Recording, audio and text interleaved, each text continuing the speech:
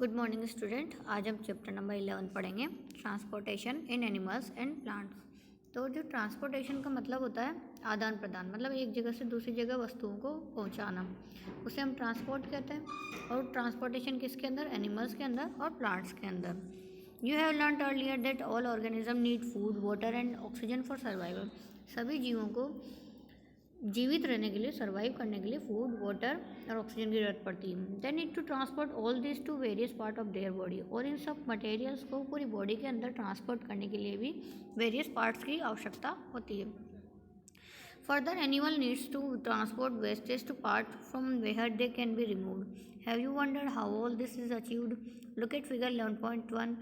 Do you see the heart and the blood vessels? They function to transport substance and together form the circulatory system. तो जो blood vessels और जो heart होते हैं, इनका काम क्या है? ट्रांसपोर्ट करना। They functions to transport substance and together, मतलब ये जो पूरे शरीर के अंदर सब्सटेंस का ट्रांसपोर्ट करने का काम कौन करता है? हार्ट और ब्लड वेसल्स। और ये साथ में मिलकर क्या बनाते हैं? सर्कुलेटरी सिस्टम, जिसके बारे में हम पढ़ेंगे। सर्कुलेटरी सिस्टम के अंदर 3 पार्ट्स होते हैं, ब्लड, ब्लड वेसल्स और हार्ट। तो जो ब्लड होता है, what happens when you get a cut on your body? Blood flows out. But what is blood? Blood is the fluid. blood क्या है? एक प्रकार का तरल पदार्थ है which flow in blood vessels, जो किस में बहता है? blood vessels में। It transports substance like digested food from the small intestine to the other parts of the body. ये स्मॉल इंटेस्टाइन से डाइजेस्टिव फूड को, हमें पता है कि भोजन का पाचन सबसे ज़्यादा कहाँ पर होता है? स्मॉल इंटेस्टाइन में। तो स्मॉल इंटेस्टाइन से डाइजेस्टिव फूड को कहाँ ट्रांसपोर्ट करते हैं? पूरी बॉडी में। It arise oxygen from the lungs to the cells of the body. और ऑक्सीजन कहाँ पर मिलती है? लंग्स में। तो लंग्स से ऑक्सीजन लेकर पूरी बॉडी के अंदर ट्रांसपोर्ट करते हैं। It also transport waste from removal the body from the body. ये क्या करते हैं? वेस्ट का रिमूवल करने का भी काम करते हैं। कहाँ से? शरीर से। How does the blood carry various substance? Blood is composed of fluid called plasma in which different types of cells are suspended. Blood क्या है? एक प्रकार का फ्लूइड है, तरल है, जिसे हम क्या कहते हैं? प्लाज्मा कहते हैं। और उसमें डिफरेंट टाइप की सब जो सेल्स होती है वो सस्पेंडेड पाई जाती है, मतलब तैरती रहती है।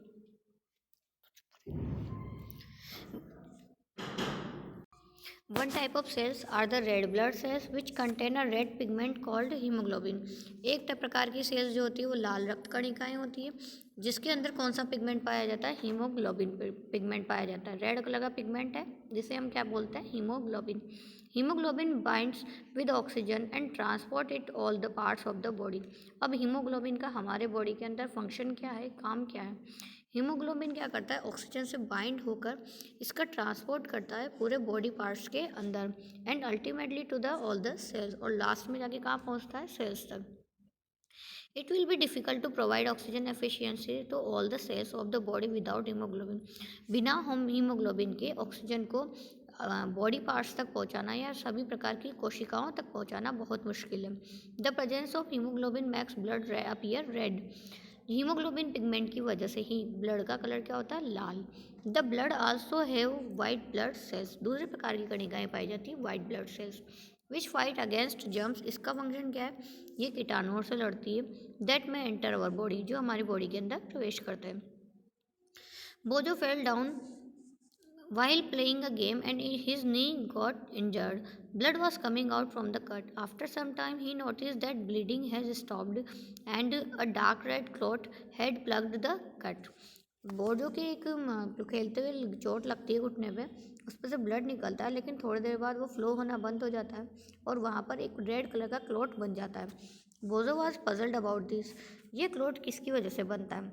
The clot is formed because of the presence of another type of cells in the blood is called platelets. तीसरी प्रकार की जो सेल पाई जाती है वो ब्लड के अंदर, उन्हें क्या बोलते हैं? प्लेटलेट्स। और इन प्लेटलेट्स का काम क्या है? ब्लड क्लोट बनाना। अब ये जो ब्लड है ये किसके अंदर फ्लो होता है?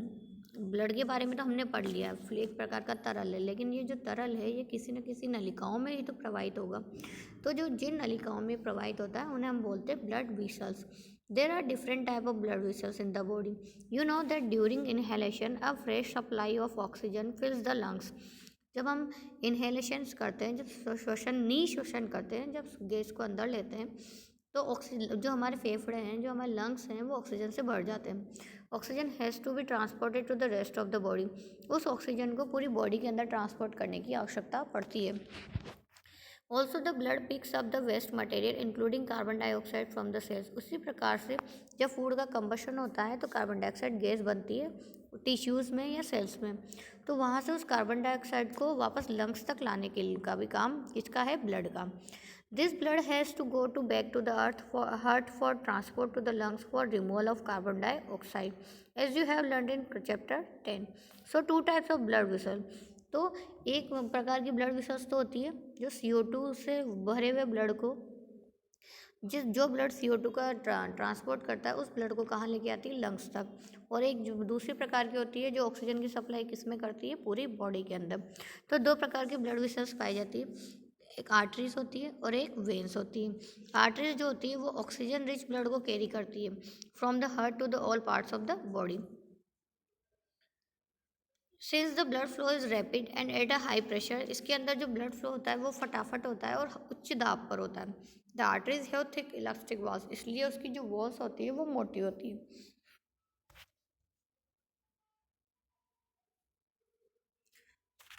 अब हम एक एक्टिविटी के माध्यम से इसको समझ सकते हैं। Place the middle and index finger of your right hand on the inner side of your left wrist. Can you feel some throbbing movement? Why do you think there is throbbing? This throbbing is called pulse. आप अगर अपने right hand की जो fingers हैं उनको अगर आप left hand की जो मिडिल में है वहाँ पर अगर आप रखोगे तो आपको ऐसा लगेगा कि कुछ पंपिंग हो रहा है। This throbbing is called the pulse. इसी थ्रोम्बिंग को ही क्या बोलते हैं, पल्स कहते हैं।